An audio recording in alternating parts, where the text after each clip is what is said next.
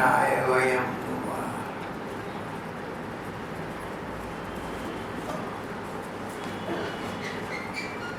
ध्रुव जी के वंश में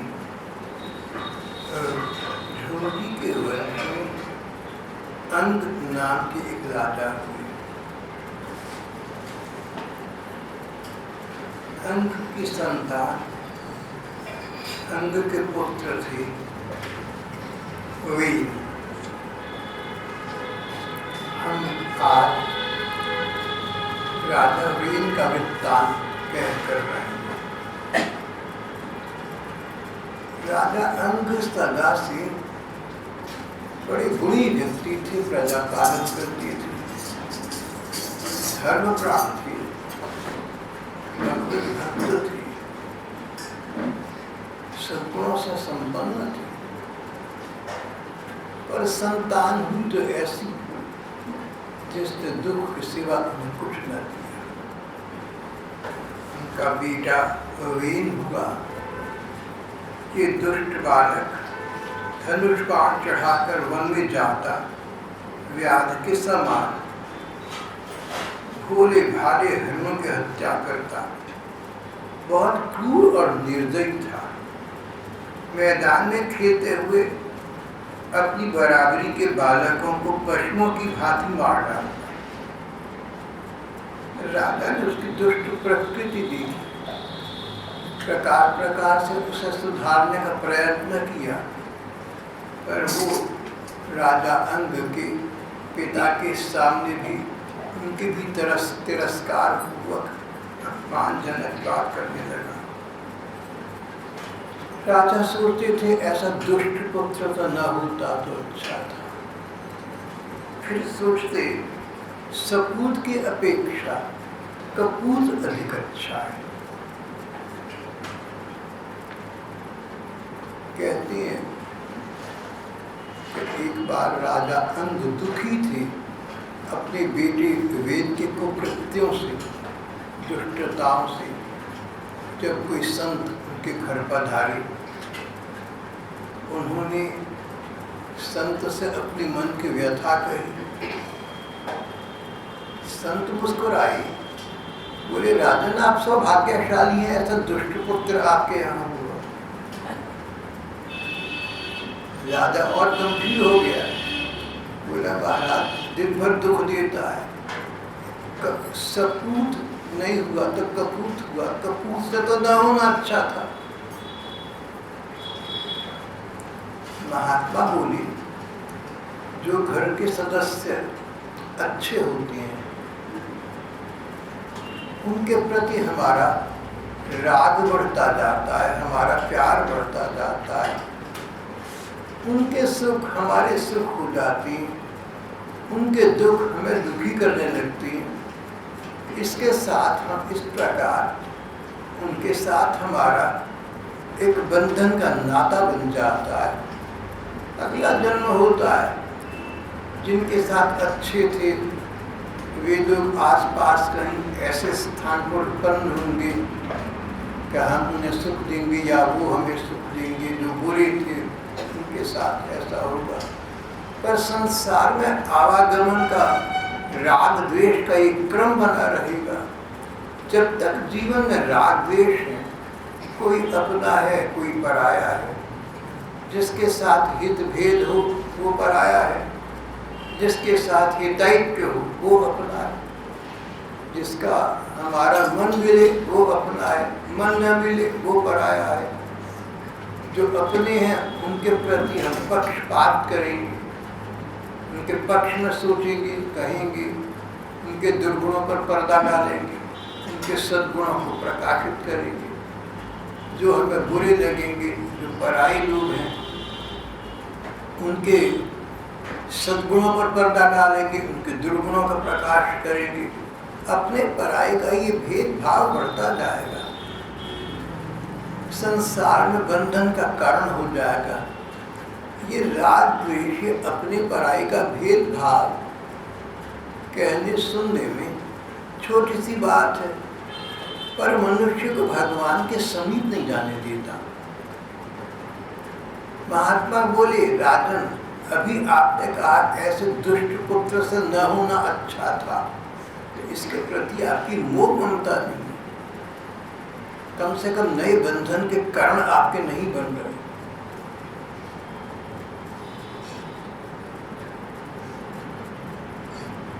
आप इसको अध्यात्म की दृष्टि से देखें, भौतिकता की दृष्टि से न देखें। आप अपने संबंध को स्वार्थ का संबंध न बनाएं, परमार्थ का बनाएं। आप ऊपरी सतह तक सीमित न रहें, आप बारीकी से गहराई में जाएं, तो आप देखेंगे कि इस दुष्ट पुत्र का आपके यहाँ होना आपके अंततः कल्याण में है। इस प्रकार जब अपने घर के ही लोग अपने बनकर नहीं रहते, तो संसार से वैराग्य होता है, परिवार से वैराग्य होता है, और वैराग्य होता है तो भगवान के प्रति मन जाता है कि सच्चे अर्थ में तो ठाकुर ही हमारी अपने हैं, भला हम क्यों किसी के मुंह बंधन में फंसे। राजा को लगा महात्मा ठीक कह रहे हैं, और उस रात अपने दुष्ट बंधन से मुक्त होने के लिए और विरक्त होकर भगवान का भजन करने के लिए चुपचाप बिना किसी से कुछ कहे महाराज घर परिवार दरबार अब अपनी नगरी छोड़कर आधी रात के समय अनंत के पथ पर चले। सुबह हुई, राजा की खोज हुई, ढूंढ मची, बहुत अन्वेषण करा, बहुत कुछ किया, पर उनका पता न चला। निराश होकर खोज करने वाली वापस लौट आई और महाराज के न मिलने का वृत्तांत आंखों में आंसू भरकर सुनाया। तब किसी महात्मा ने कहा कि वो तो विरक्त होकर भगवान का भजन करने निकल गए, कोई चिंता की बात नहीं, अच्छे पथ पर गए हैं। उनके बेटे को राजा बना दिया। तब तक बेटा बड़ा हो चुका। ये कथा आप जानते हैं सतयुग के आरंभ की। हिंदू विद्वानों का कहना है कि इस सृष्टि को हुए लगभग 2 अरब से कुछ वर्ष कम हुए, अनुमानतः 2 अरब वर्ष हो गए। तो ये कथा लगभग 2 अरब या 2 अरब बरस पुरानी है। उस युग में ब्राह्मणों को मानो भगवान ने कर्तव्य दिया था कि समाज में धर्म की स्थापना को सुव्यवस्थित रखें, धर्म को बरकरार रखें। तो यथा राजा तथा प्रजा, इस सिद्धांत के अनुसार राजा का जैसा राजा होगा वैसी प्रजा होगी। इस नियम के अनुसार राजा का धर्म प्राण होना बहुत आवश्यक है। जब राजा अंग घर छोड़कर अनंत के पथ पर चले गए, तब ब्राह्मण ने एक सभा की। ये ब्राह्मण सच्चे अर्थ में ब्राह्मण होते थे, केवल जन्म के ब्राह्मण नहीं थे, गुणों के भी ब्राह्मण थे। ये ब्रह्म में अयन करते थे, परमात्म चिंतन में मशगूल व्यस्त रहते थे, मग्न रहते थे। किसी से कुछ स्वार्थ का संबंध नहीं था, कोई लेना देना नहीं, कोई पैसा पास ना रखते, जैसा मिल गया उसमें संतुष्ट हो गए। इस प्रकार के ये ब्राह्मण लोग मिलकर बैठे और सबने कहा कि लड़के को राजा के बेटे को सिंहासन दे दिया जाए, जैसी परंपरा थी। और उस वेन नाम के पुत्र को सिंहासन दिया गया, राजा बना दिया।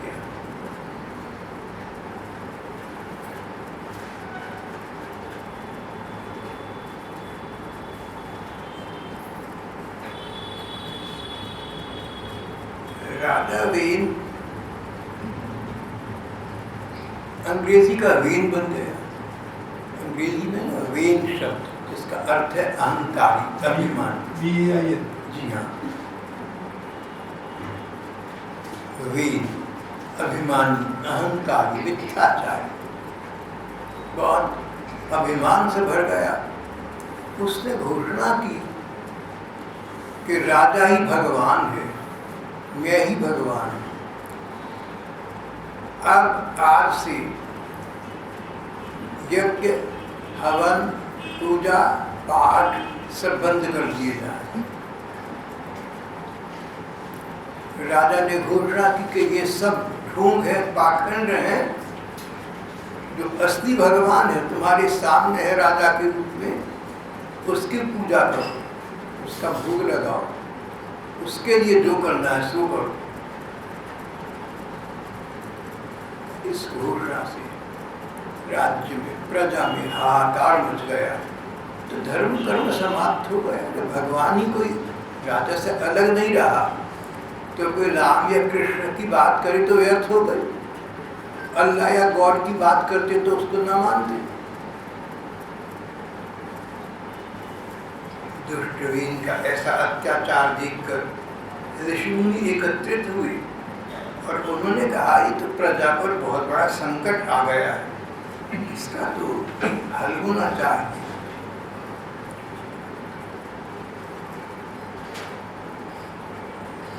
बड़े बड़े वेदज्ञ, धर्मज्ञ ब्राह्मण राजा वेन से जाकर मिले और उसको समझाया, महाराज राजा को धर्म प्राण होना चाहिए, राजा भगवान का रूप है, ये ठीक है। और इस उक्ति से ये भी पता लगता है राजा से अलग कोई भगवान नाम की सत्ता है जिसका राजा है। तो आप भगवान का आदर करें, पूजा पाठ का सम्मान करें, मंदिर बनाएं, धर्मों के आयोजन करें, यज्ञ हवन करें, भक्तों का सम्मान करें। आपके राज्य में धर्म की स्थापना होनी चाहिए, अधर्म की नहीं। वेन ने कहा, बड़े तुम लोग मूर्ख हो, बड़े बड़े देश के वेदज्ञ ब्राह्मण, संत समाज उपस्थित, तुम लोग बड़े मूर्ख हो। मैं तुम्हें जीविका दे रहा हूँ, मुझे छोड़कर तुम किसी दूसरे परमात्मा की कल्पना करने लगे।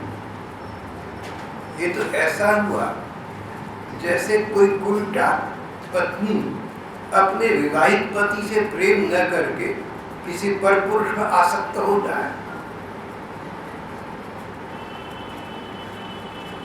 जो लोग मुक्तावश राजा रूप परमात्मा का अनादर करते, उन्हें न तो इस लोक में सुख मिलता है न परलोक में। अगर देवता कोई है, सब देवताओं का निवास इस राजा के शरीर में है। राजा सर्वदेवमय, देवता ब्रह्मा, विष्णु, महेश, इंद्र, कुबेर और वरुण सब राजा की सत्ता का एक अंश मात्र है।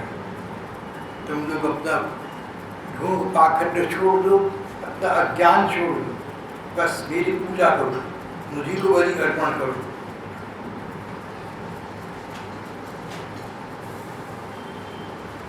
उसने ब्रह्मज्ञ ब्राह्मणों की बात पर ध्यान न दिया और बात को यहाँ समाप्त कर दिया। धर्म ग्रंथ कहते हैं, कथाकार कहते हैं कि जो व्यक्ति भगवान की निंदा करता है, भगवान को नहीं मानता या उनके विपरीत बोलता है, वो तो जीते जी मरे के बराबर है। शरीर चल रहा है, धौकनी चल रही है, सांस दे रहा है, इस दृष्टि से जिंदा है, मेडिकली अलाइव, क्लिनिकली अलाइव, लेकिन सचमुच तो समझो मर चुका। जो भगवान की निंदा मानता हो वो तो मृतक सब खराब भी बदतर है। उन्होंने उसी समय यज्ञ की ध्वनि से एक हुंकार भरी और उस अभिमंत्रित अनुष्ठान की अग्नि से हुंकार भरते ही राजा वेन जो पहले ही मर चुका था अपने कुकर्मों से, और परमात्मा की निंदा करने का अब सचमुच समाप्त हो गया, शरीर भी समाप्त हो गया। देखते देखते निर्जीव शरीर सामने पड़ा।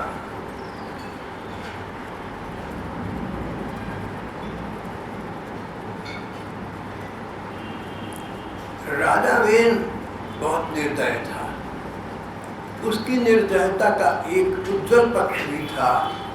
जब उसका राज आरंभ हुआ तो जितने तत्कालीन सामाजिक तत्व थे, चोर डाकू थे, सब जहाँ तहाँ छुप गए थे और चोर डाकुओं का बोलबाला कहीं भी नहीं रहा था। राजा वेन के समाप्त होने पर उनका डर जाता रहा और फिर दुर्व्यवस्था आरंभ हो गई। ब्राह्मणों देश की स्थिति देखी, सारी स्थिति का जायजा लिया, उसका पर्यवेक्षण किया और इस निश्चय पर पहुंचे कि अब दूसरा राजा इसके स्थान पर जल्दी बिठाना चाहिए। वेदज्ञ ब्राह्मणों ने अभिमंत्रित मंत्रों की योग शक्ति से राजा वेन के दोनों बाहों का मंथन किया, जिनसे एक नर और नारी उत्पन्न हुई। नर का नाम था पृथु, नारी का नाम था अर्ची। पृथु और अर्ची नाम की एक नर नारी प्रकट हुई। ब्राह्मणों ने दिव्य दृष्टि से देखा तो समझ गए कि ये दोनों हुए तो मृतक शरीर से उत्पन्न है, और सजीव से अधिक सजीव है। निर्जीव तत्व से सजीव वस्तु का उत्पन्न होना असंभव नहीं। वेद मर चुका, मरे हुए शरीर से एक नरनारी का प्राकट्य हुआ। मृतक शरीर से सजीव शरीरों का जन्म हुआ। ये एक विचित्र उदाहरण है।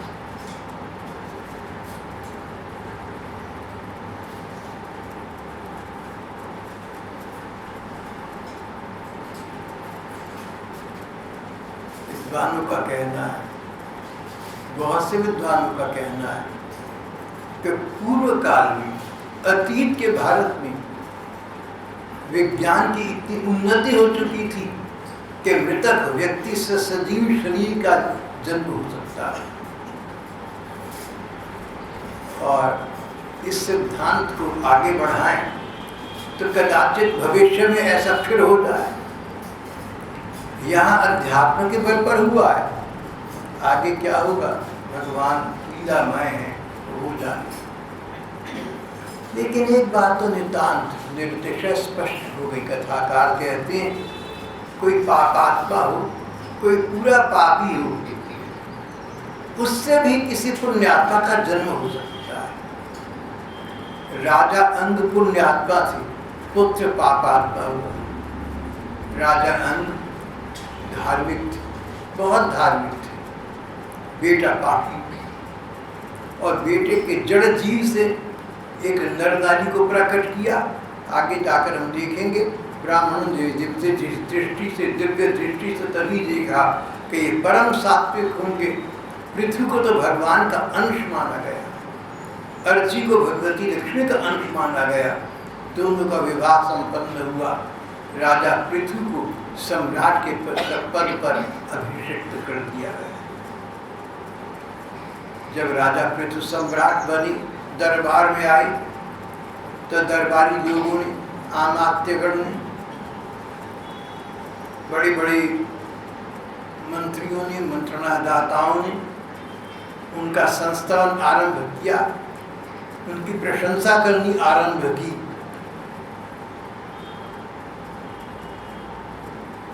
राजा पृथु ने कहा, आप लोग ठहरिए एक मिनट, मेरी बात सुनिए। देखिए मैं राजा बना इसलिए आप मेरी स्तुति आरंभ कर दें, ये ठीक नहीं है। जब कालांतर में आप देखें कि सचमुच मेरे में गुण हैं और उन गुणों को दोहराएं तो आपत्ति नहीं है, पर अभी नहीं। ये प्रथा के जो राजा बने उसको प्रणाम करो, उसकी प्रशंसा करो, उचित नहीं है आप लोग भी प्रशंसा ना करें। जो प्रशंसा के वास्तविक सूत्र है, स्रोत है, वो तो परमात्मा, वो तो भगवान है। जहाँ कहीं महानता है, जहाँ कहीं गुण है, उन भगवान की ओर से प्रदत्त है। गुणों के निधान तो भगवान है, आप भगवान का स्तुति गान करिए। कम से कम मैं ये चाहूँगा कि मेरी प्रजा में जहाँ भी गुणगान होना हो, भगवान का गुणगान हो। सब गुणों के सागर, गुणों की आगर, गुणों की निधि वे परमात्मा, वे भगवान। ये सुनकर सब लोगों को बहुत अच्छा लगा और बहुत से विद्वानों ने कहा कि अब तक ये परंपरा रही कि जो राजा बनते हैं उनका गुणगान होता है, पर पृथु ऐसे पहले राजा हैं जिन्होंने अपनी प्रशंसा सुनने से अस्वीकार कर दिया और भगवान की स्तुति करने पर बल दिया है। फिर ज्योतिषियों ने उनके विषय में बहुत कुछ देखा, सोचा और कहा कि राजा पृथु मानो भगवान के अंश से उत्पन्न हुए हैं, ये आगे जाकर देश दुनिया का अगाध कल्याण करेंगे।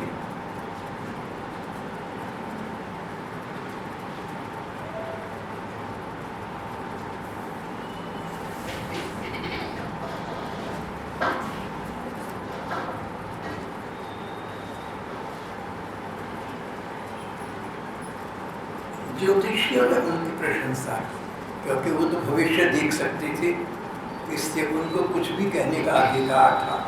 यथोपदेशम मुनि भी प्रचोदिता। इनके कथामृत के साधन में आदर बुद्धि रखकर भगवान के प्रशंसनीय कर्मों का विस्तार होगा। ये भगवान के अंशावतार है, कलावतार है, इनकी कीर्ति बहुत उदार होगी। ये महाराजा पूर्ण न्याय में निष्ठावान होंगे। अगर इनके शत्रु का पुत्र हो लेकिन दंडनीय ना हो, अगर इनके शत्रु का पुत्र हो और पुत्र ने दंड योग्य कोई कार्य न हुआ हो तो ये इसको कोई दंड नहीं देंगे। और अगर इनकी अपनी संतान कोई कुकर्म करे तो ये अपनी संतान को दंड देंगे। ये न्याय के पूर्ण निष्ठा, न्याय के प्रति पूर्ण निष्ठावान होंगे। दूसरे प्राणी इनके प्रति उतना ही प्रेम रखेंगे जितना अपने शरीर के प्रति रखते हैं। ये सुहृदों के आनंद को बढ़ाएंगे। महाराज के प्रति प्रजा का केवल आदर भाव नहीं होगा, प्यार का भाव भी होगा। ये बहुत बड़ी बात है। राजा के प्रति आदर भाव तो होता है क्योंकि राजा के हाथ में सत्ता है, लेकिन इनका व्यवहार ऐसा होगा, प्रजा के प्रति ऐसी कल्याण बुद्धि होगी, कल्याणकारी नीतियाँ होंगी जिनसे प्रजा के हृदय में इनको प्रेम का स्थान प्राप्त होगा।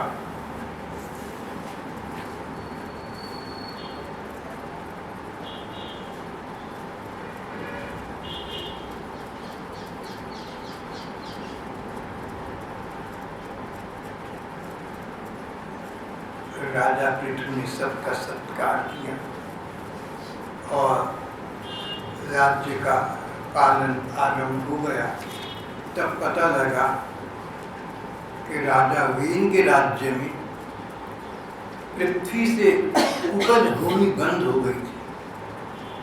एक प्रकार का बुभुक्षा का, अकाल का सा समय बन गया था। लोग निर्धनता से पीड़ित हो गए थे। राजा पृथु मानो कोई व्यक्ति अपने एलिमेंट्स में आ गया, जोश में आ गया। बोले पृथ्वी, इसने जनता के सुयोग्य पदार्थों को अपने छिपा कर क्यों रखा हुआ है? हम पृथ्वी को भी दंडित करेंगे। आश्चर्य में लोग पड़ गए। ऐसा राजा जिससे हम पृथ्वी को धनुष बाण मारकर पृथ्वी को वेश कर देंगे, ठीक प्रकार की उपज हमें प्रदान करें। पृथ्वी गऊ के रूप में राजा के सामने आई। उसने कहा कि राजा वेन के राज्यकाल में अधर्म बहुत फैल गया था, इसलिए सामग्री मैंने अपने अंदर छिपा ली थी। अब आप कहते हैं तो मैं वापस कर देती हूँ। मैं तो आपकी बेटी की तरह से हूँ। आप मेरा वध न करके गऊ के रूप में आई थी पृथ्वी गऊ के रूप में आई। पृथ्वी ने कहा आप मेरे वध का विचार न करें, आप तो पुत्री की भांति मेरा पालन करें। राजा पृथ्वी मुस्कुराए, बोले ठीक है पृथ्वी देवी, आज से मैं तुम्हारा अपनी पुत्री की भांति पालन करूंगा। भाव ये कि पृथ्वी जो उनकी प्रजा है उसके प्रति राजा का व्यवहार वही होगा जो पिता का संतान के प्रति होता है।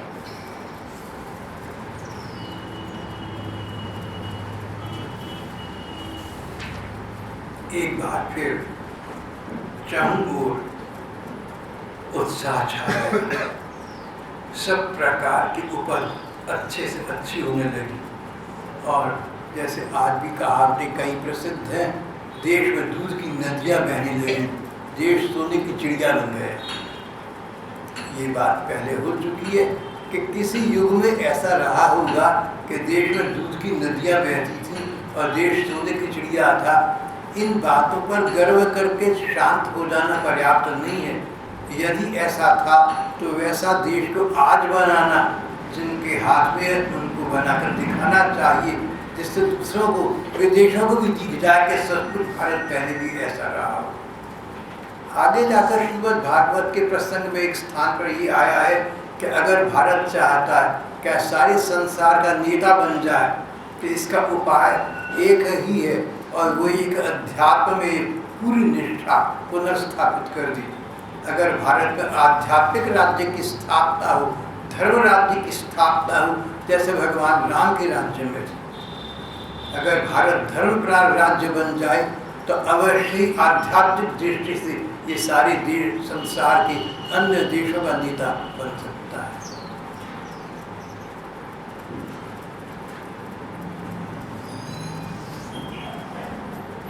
अब तक तो महाराज पृथ्वी से पहले इस पृथ्वी तल पर अलग अलग विभागीकरण कहीं भी नहीं था। गांव, कस्बे, नगर, बस्तियां, पशुओं के रहने के स्थान, छावनियां, खानी, किसानों के गांव, ये सब अलग अलग नहीं थे। अब तक तो ये स्थिति थी कि सब लोग अपने अपने सुविधा के अनुसार बेखटके जहाँ तहाँ बसता थे। ये संसार जब आरंभ हुआ, पृथ्वी का सृष्टि का उद्भव, तब की बात है। जब ये दुनिया शुरू हुई तो ये बात नहीं थी कि मकान होते हैं या कुछ शहर होते हैं। जो जहाँ रहता है रहता रहा, किसी ने उसको मना नहीं किया। जैसे जैसे जनता बढ़ती गई, अपने अपने स्थान जिसको सुविधा हुआ, जिसको जहाँ सुविधा हुई, वो जैसा समझा उस जगह को वैसा अपने अनुकूल, अपने स्रोतों के रिसोर्स के अनुसार बनाकर वहाँ रहने लगा। कोई किसी को न तो उखाड़ता था, न निकालता था, न ये कहता था कि मेरी जगह, तेरी जगह, सारी जगह सबकी है। सर्वई भूमि गोपाल की, मानो ये सिद्धांत स्थापित। तो जो व्यक्ति जहाँ ठीक समझता वहाँ रहने लगता और वहाँ के स्थान को उस समय अपने अनुकूल जितना बना सकता बना देता, उस समय के अनुकूल। देखो लगभग 2 अरब बरस, पौने 2 अरब बरस पुरानी बातें हो गई। आज वाली जो सुख सुविधाएं हैं या कहलाती हैं तो उस समय तो थी नहीं, लेकिन उस समय के अनुसार जो सुख सुविधा जिसको उपलब्ध थी उसने अपने उत्पन्न कर ली। आसपास वाले ने कोई आपत्ति नहीं की, प्रत्युत उसने सुख मनाया, उसने चैन मनाया। प्रत्येक व्यक्ति किसी भी स्थान पर अपनी सुख सुविधा के अनुसार रहने लगता था और दूसरे के मामले में हस्तक्षेप नहीं करता था, प्रति दूसरे की सहायता करता था। इस प्रकार सब लोग अपने अपने सुविधे के अनुसार बेखटके जहाँ तहाँ बस जाते थे। यथा सुखम वसंति स्म तत्र तन्ना कुतो भया, ये स्थिति समाज की। लेकिन समय के प्रवाह के साथ साथ समाज के स्वभाव में अंतर आ रही थी। राजा पृथ्वी ने बात की बारीकी से देख लिया, इसलिए उन्होंने समाज का समाजीकरण करने का सिद्धांत अपनाया। उन्होंने गांव बसा दिए, अलग अलग नगर नगरीय बसा दी, राजनगरीय बसा दी, उनकी सीमाएं निर्धारित कर दी। यहाँ तक का क्षेत्र कुरुक्षेत्र है, इसके आगे इतना क्षेत्र अम्बाला कहलाएगा। इस प्रकार उन्होंने नगर, गांव, तहसील, कस्बे अलग अलग बना दिए, सबकी सीमाएं निश्चित कर दी, सबके नाम रख दिए, जिससे लोगों को पता हो कि हम किस जनपद में रहते हैं, किस जिले में रहते हैं, किस भूखंड में रहते हैं, किस स्थान पर रहते हैं, और इस प्रकार एक दूसरे से संपर्क करने में सुविधा हो जाए। महाराज ने गाँव बना दिए, कस्बे, नगर बनाए, उन्होंने दुर्ग और छावनियाँ बनाई। छावनियाँ बनाई जो केवल सैनिकों के लिए थी, सेना के युद्ध की सामग्री छावनी के अंतर्गत रहती थी। दुर्ग भी बनाए गए, बड़े बड़े मजबूत ऐसे मकान जहाँ वो लोग रह सके जिनकी सुरक्षा की राष्ट्र को आवश्यकता थी। पशुओं के लिए अच्छे अच्छे स्थान अलग बनाए गए ताकि पशुओं को सुविधा मिले। किसानों का विशेष विचार किया गया, क्योंकि कृषि उस समय भी और कदाचित आज भी हमारी मुख्य भूमिका है। राजा ने इस प्रकार देश का राज्य का समाजीकरण किया, देश में एक प्रकार की नई सभ्यता का पुनर्निर्माण किया और देश की जनता के लिए, प्रजा के लिए, सबके लिए सुविधाजनक समाज की और राजनीतिक व्यवस्था की स्थापना की। इस समय राजा पृथु का स्थान ब्रह्मावर्त कहलाता था। यमुना जी और गंगा जी के बीच के इलाके को उस समय ब्रह्मावर्त कहते थे। ब्रह्मावर्त इनकी राजधानी था। ब्रह्मावर्त का राजा सारे संसार का राजा माना जाता था। राजा पृथु इस प्रकार ब्रह्मावर्त में निवास करते थे और सारे संसार के एक छत्र सम्राट माने जाते थे। राजा पृथु ने और उनकी पत्नी अर्ची ने पूरी प्रजा को परमात्मा के प्रेम की ओर उन्मुख किया। उन्होंने लोगों को ये बताया कि राजा का पहला काम प्रजा को भगवान में लगाना है। इस बात पर अगर हम ध्यान दें तो सोचकर लगता है कि कितना सब उल्टा पुल्टा सा हो गया है। आज हमारी सरकार, आज हमारा कानून कहता है कि भारत धर्मनिरपेक्ष राज्य है, धर्म से इसकी कोई अपेक्षा नहीं, जो जैसा चाहो करो भाई, सरकार का कोई धर्म नहीं। और उस समय धर्म प्रधान सरकार को ही धर्म को सरकार बनाने का अधिकार था, और नहीं तो ऋषिगण हुंकार कर उनको समाप्त कर देते थे। धर्म प्राण राज्य ही राज्य है। सारी संसार में धर्म की पुनर्स्थापना हो गई। शांति, समृद्धि, एक दूसरे के प्रति सौहार्द और हितैषिता की भावना ने पुनर्जन्म लिया। सारी विश्व ब्रह्मांड शांत भाव से स्नेहपूर्वक आपस में प्यार के साथ मिलकर रह रहा था। सुख सुविधाएं जो चाहिए सबको सब उपलब्ध थी। समाज में किसी प्रकार का वर्गीकरण नहीं था। ब्राह्मण उन्हें कहते थे जो ब्रह्म में अयन करें, जो परमात्मा का चिंतन करें, ब्राह्मण। जन्म के स्थान पर जातिवाद में गुणों को प्रधानता दी गई थी। पूरे सत्य युग में जितनी जातियां थी, अगर कोई मानी जाए तो सब की सब गुणों के आधार पर थी, जाति के आधार पर नहीं थी। त्रेता युग में वर्णाश्रम धर्म की स्थापना हुई, और जो वर्णाश्रम धर्म हमें पता है, ब्राह्मण, क्षत्रिय, वैश्य, शूद्र, जन्म के अनुसार इसकी स्थापना त्रेता युग में हुई। त्रेता युग तो सतयुग के बहुत बाद आया था।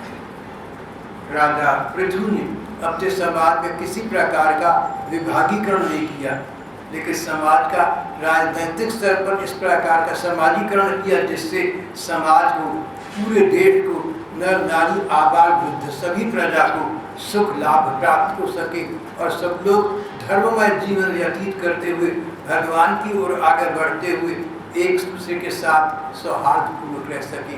आज का प्रसंग हम यहाँ समाप्त कर दें।